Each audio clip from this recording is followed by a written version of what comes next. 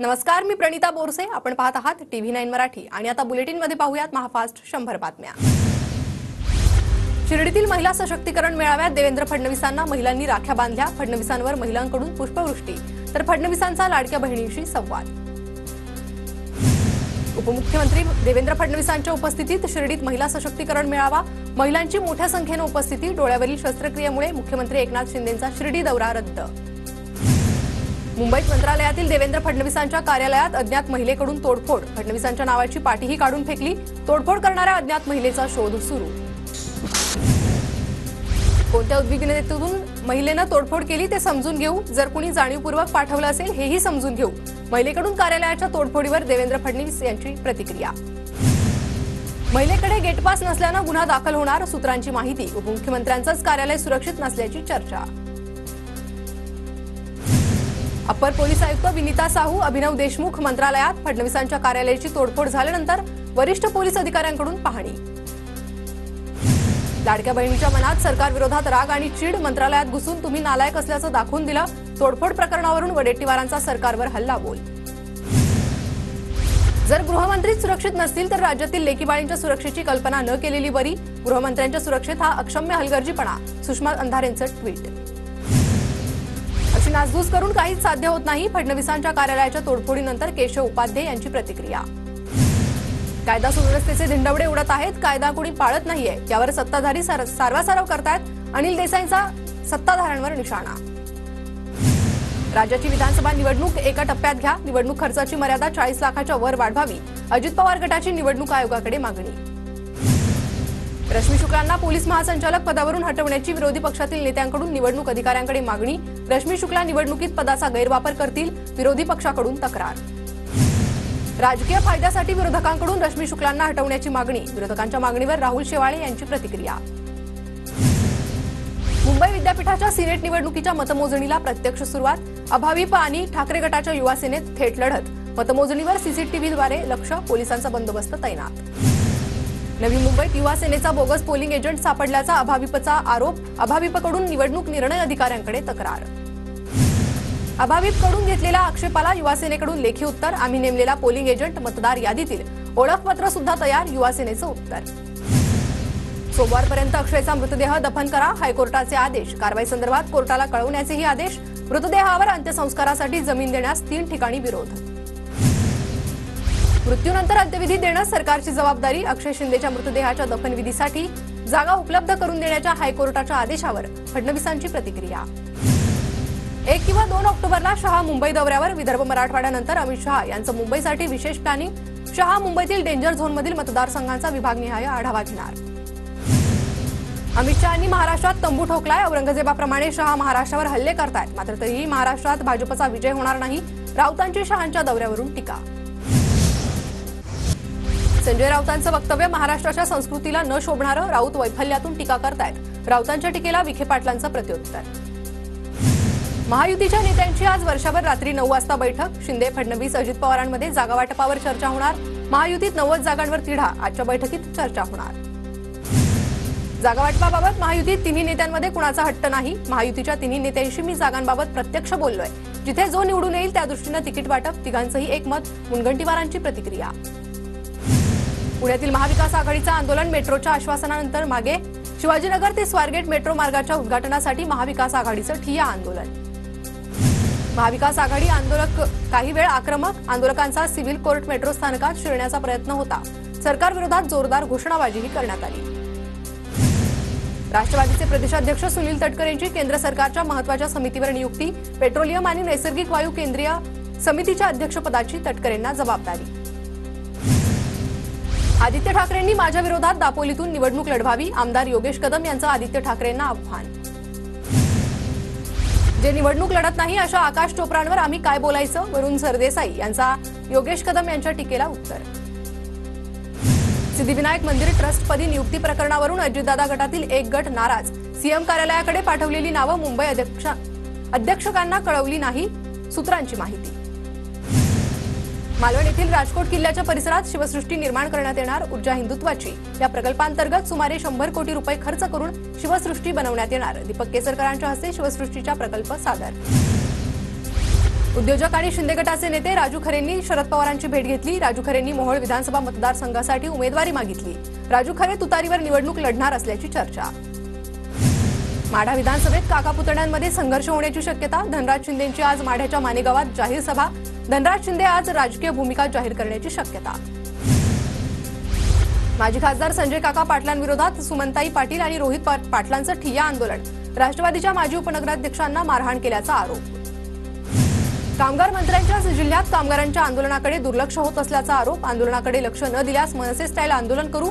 मनसे जिल्हाध्यक्ष तानाजी सावंत यांचा इशारा। आदिवासी गोंड गोवारी जमातीच्या आमरण उपोषणाचा आजचा 7वा दिवस। आंदोलनस्थळी पोलिसांचा मोठा बंदोबस्त तैनात। आदिवासी गोंड गोवारी जमातीकडून जेलभरो आंदोलनाचा इशारा। राजाराम साखर कारखान्याच्या वार्षिक सर्वसाधारण सभेच्या ठिकाणी महाडिक आणि सतेज पाटलांच्या गटाकडून बॅनरबाजी। कोजेंचा करंट आधीच लागलाय, प्रगती बघून बंटी घाबरलाय। महाडिक समर्थकांनी सतेज पाटलांना डिवचलं। रायगडमध्ये पोल्ट्री व्यावसायिक आणि खाद्यपुरवठा करणाऱ्या कंपन्यांमध्ये वाद। खाद्यपुरवठा करणाऱ्या कंपन्या मनमानी करत असल्याचा व्यावसायिकांचा आरोप। मुंबईत साचलेल्या पाण्याबाबत पालिका आयुक्त भूषण गगराळींकडून नाराजी व्यक्त। मुंबईत पाणी साचण्याची कारणं शोधा, पालिका आयुक्तांचे आदेश।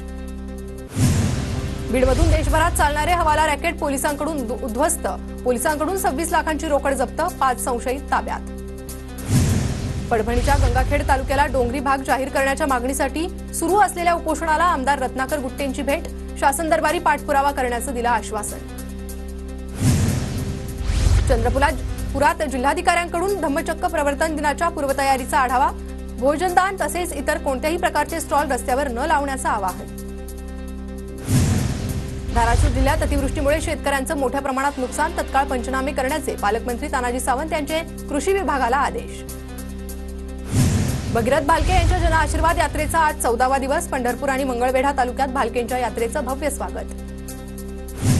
नाशिक शहरात सलग 3ऱ्या दिवशी पावसाची संततधार सुरू। पावसामुळे शहरातील काही रस्त्यावर पाणी साचण्यास सुरुवात। गोदावरी नदीच्या पाणी पातळीत देखील काही प्रमाणात वाढ। साताऱ्याच्या कराडमध्ये दिव्यांग संमेलनाचं आयोजन। कृष्णा हॉस्पिटल आणि डॉक्टर अतुल बाबा युवा मंचाकडून संमेलनाचं आयोजन। संमेलनात मोफत कृत्रिम अवयवांचं वाटप। लातूरच्या मांजरा धरणाचे 6 दरवाजे उघडले। मांजरा नदीकाठच्या गावांना सतर्कतेचा इशारा। सांगलीच्या जत तालुक्यातील बोर नदीला पूर। विजापूर मार्गावरील पूल पुरामुळे पाण्याखाली, शेतकऱ्यांना दिलासा। गोंदिया जिल्ह्यात सलग 4थ्या दिवशी पावसाचा जोर कायम। पुजारीटोला धरणाचे 8 गेट सुरू, त्यामधून 6455 क्युसेकने पाण्याचा विसर्ग। ठाण्याच्या शहापूरमध्ये पावसामुळे शेतीला मोठा फटका। काढणीला आलेलं पीक पाण्याखाली, शेतकरी हवालदिल। जळगावच्या बोदवडमध्ये मुसळधार पावसामुळे मकासह इतर पिकांचं मोठं नुकसान। नुकसानीचे पंचनामे करून मदतीची शेतकऱ्यांची मागणी। विदर्भात 2 दिवसांपासून मुसळधार पाऊस सुरू। नागपूरसह यवतमाळ जिल्ह्यात वादळी वाऱ्यासह पावसाची हजेरी। राज्यातील धरणांमध्ये 86% पाणीसाठा जमा। सप्टेंबरची सरासरी ओलांडली। मराठवाड्यातही यंदा 73% पाणीसाठा। मराठवाड्यातील 26 महसूल मंडळांना अतिवृष्टीचा फटका। छत्रपती संभाजीनगर जिल्ह्यातील बुधवारी 110 मिलीमीटर पावसाची नोंद। मुंबईत काल 4 वर्षातील सप्टेंबरचा सर्वाधिक पाऊस। 24 तासात 170 मिलीमीटर पावसाची नोंद। 2017 मध्ये 303.7 मिलीमीटर पावसाची नोंद। मुंबईला पाणीपुरवठा करणाऱ्या 7 जलाशयांमध्ये 99% पाणीसाठा। यामुळे मुंबईमध्ये यंदा पाणी कपात टळण्याची शक्यता। मुंबईसाठी आणखी एक जलशुद्धीकरण केंद्र होणार। पांजरापुरात 910 दशलक्ष क्षमतेचा प्रकल्प उभारण्याचा निर्णय। नवीन केंद्र बांधल्यानंतर जुनं केंद्र बंद करण्यात येणार असल्याची माहिती। सोलापूरच्या अक्कलकोट तालुक्यातील एकमेव असलेलं कुरनूर धरण 100% भरलं। धरणाच्या 3 दरवाजातून 210 क्युसेकने पाण्याचा विसर्ग सुरू। धाराशिवच्या परंडा जवळा भागात अतिवृष्टी। सोयाबीन पाण्यात, पंचनामे करून नुकसान भरपाई देण्याची शेतकऱ्यांची मागणी। नंदुरबार जिल्ह्यात परतीच्या पावसामुळे शेती पिकांचं मोठं नुकसान। ऐन काढणीवर आलेल्या खरीप हंगामातील पिकांचं नुकसान, शेतकरी अडचणीत।